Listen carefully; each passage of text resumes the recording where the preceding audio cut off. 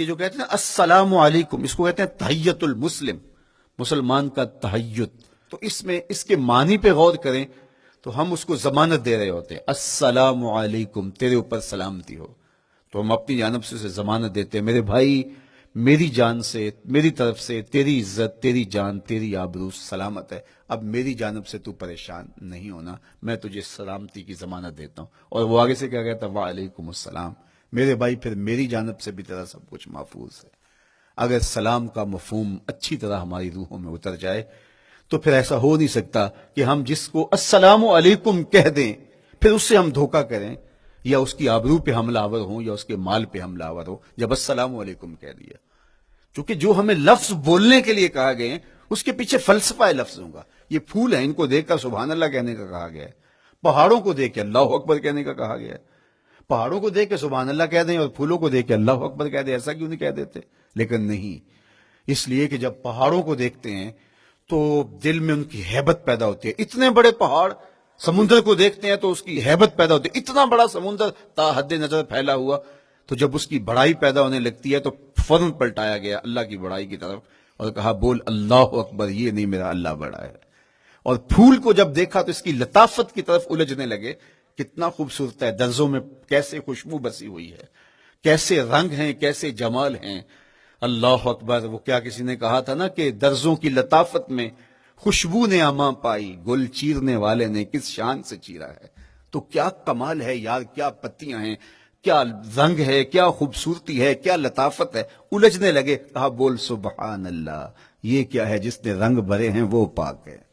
تو تیرا دل الجھ نہ جائے تو جو ہم بولتے ہیں لفظ جہاں بھی بولتے ہیں اس کے پیچھے ایک فلسفہ ہوتا ہے.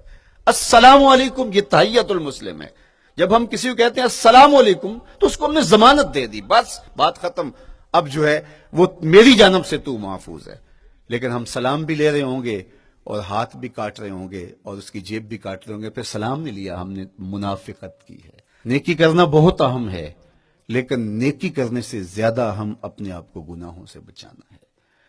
چونکہ شر کی قوتیں ہمارے ساتھ جڑی ہوئی ہیں، اس لیے اپنے آپ کی حفاظت جب ہم کریں گے تو ہم ایک اچھی صورت میں آگے بڑھیں گے. توبہ تسلسل کے ساتھ کرتے رہیے. یہ تصور کے بڑھاپے میں توبہ کریں گے، یہ تصور کہاں سے آیا؟ یا ہمارے ہاں آج کل یہ کلچر پیدا ہوا ہے کہ لیلۃ القدر یا شبرات کے دن سارے جڑ کے توبہ کرنے بیٹھ جاتے ہیں اور پورا سال اپنی مرضی کی زندگی گزارتے ہیں. ایسا نہیں ہے. میرے حضور کے دامن پہ ایک بھی گناہ کا دھبا نہیں تھا.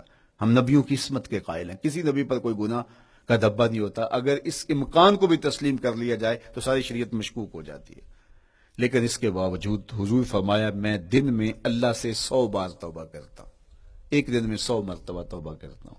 میں اور آپ دیکھیں کہ ہم کیا اس معمول کو اپنی زندگی میں شامل کیے ہوئے ہیں. جب انسان توبہ کرتا ہے، جب غسل کر لیتا ہے نا ایک دفعہ، تو پھر وہ بچ بچ کے چلتا ہے کہ کوئی گر دوبارہ پڑ نہ جائے.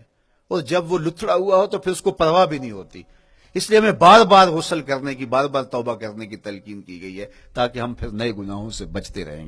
تو اپنی زندگی میں توبہ کا تسلسل کیجئے، شام سویرے صبح بار بار اللہ سے توبہ کی اور رجوع کیجئے. ہمارے ذمے جو حقوق عائد ہوتے ہیں وہ ہمارے والدین کے ہیں، وہ ہمارے بہن بھائیوں کے ہیں، وہ ہمارے دوستوں کے ہیں، ہمسایوں کے ہیں، ہمارے اساتذہ کے ہیں، کلاس فیلوز کے ہیں.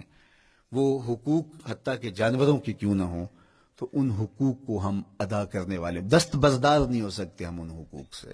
یہ مومن کی زندگی ہے، یہ ہمارا نظم حیات ہے، یہ اسلام کا دیا ہوا منشور ہے، یہ طریقہ زندگی ہے کہ ہم ایک ایک کے حق کو ادا کرتے ہوئے اپنی زندگی کو بسر کریں.